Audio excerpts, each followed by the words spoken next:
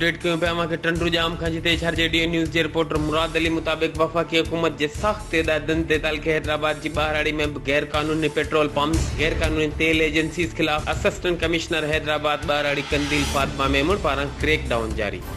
हलंदड़ हफ़्ते में कंदील फातिमा मेमून पारां 21 तेल एजेंसीज़ ऐं पेट्रोल पंप्स जो दौरो करे पेट्रोल पंप्स जी माप्स ऐं गैर कानूनी पेट्रोल विकिरो कंदड़नि खे ख़ुदि चेक कयो वियो, जंहिंमां 7 पेट्रोल पंप्स खे सील करे छॾियो। उन हवाले सां असिस्टेंट कमिश्नर हैदराबाद ॿाराड़ी कंदील फातिमा मेमून चयो त वफ़ाक़ी हुकूमत ते गैर कानूनी ऐं ईरानी पेट्रोल पंपनि खे सील करे छॾियो आहे। कंहिंखे बि ईरानी तेल विकिरो करण जी इजाज़त न ॾिनी वेंदी।